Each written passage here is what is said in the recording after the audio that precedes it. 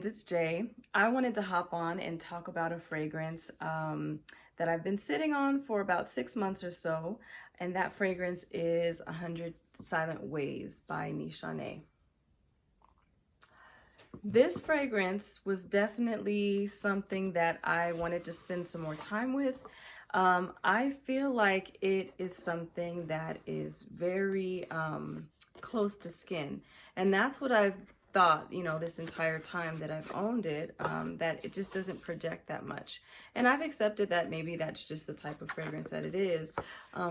But the other day I wore it to work, and I was in a home, and as I was treating a patient, someone else who lived there came in and said, "Whoa, you have a lot of perfume on," and they had asthma.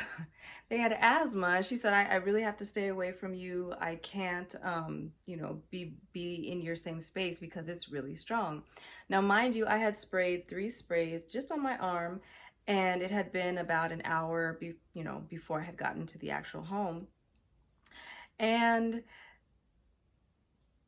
I couldn't really pick it up that strongly on myself. Like I said, I feel like it's a fragrance that's in my scent bubble. It's in my bubble. But she really, I felt very embarrassed. I felt very self-conscious.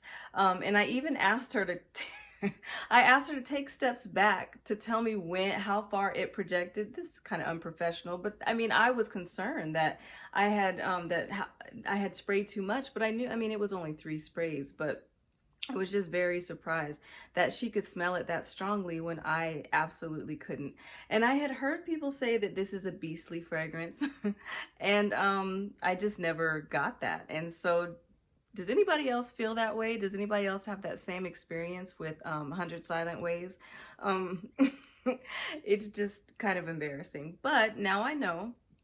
And now I probably won't wear this fragrance to work anymore because it is stronger than I thought.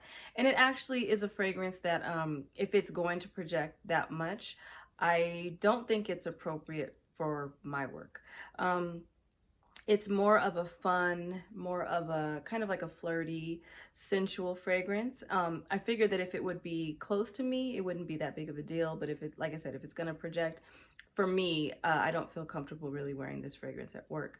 The notes in it are tuberose, peach, mandarin orange, and that is at the top. There's gardenia, orris, and jasmine, the mid, and then the base is vanilla, sandalwood, and vetiver. Now I definitely feel the orange and the peach, and I feel the tuberose. I feel like it's definitely like a citrusy floral at the beginning, then that vanilla, and it's a beautiful creamy vanilla that starts to come through, and at the base that vanilla stays very creamy and maybe a little bit more rich from the sandalwood. I don't necessarily get a woody base with this fragrance, but I definitely get a creamy richness at the base. And I don't know, I want to play with this a little bit more. I think it's also interesting that this fragrance was named after a poem by a poet. His name is Rumi, and he's an Iranian poet. I just wanted to say a part of it. I think this is just a part of it. It says, "You whispered in the ear of my joyous heart. You know what's on my mind. You've heard my thoughts. I closed my mouth and spoke to you in 100 silent ways." And I think that's beautiful. I think it's also can be interpreted in different ways. It doesn't have to be romance. I feel like it could be spiritual. But anyway, I just think it's really cool that this would be representing that poem. I don't know. What do you guys think about this fragrance? Do you guys feel like it's strong? Do you feel like it's close to skin? Have you had compliments? This is definitely a compliment getter because it's fruity, floral, creamy, vanilla, sweet. That DNA is definitely compliment getting. So I don't see anybody not getting compliments, but maybe offending people if you don't know how strong this fragrance is. So yeah, just tell me your thoughts in the comment section and what you think about this fragrance. So that's it for right now. I hope you guys have a great rest of your day. Love, Jay. Bye-bye.